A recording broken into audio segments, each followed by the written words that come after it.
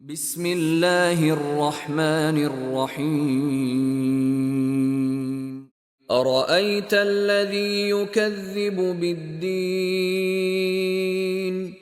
فذلك الذي يدع اليتيم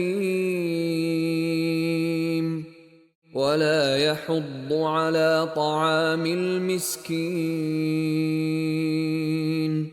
فويل للمصلين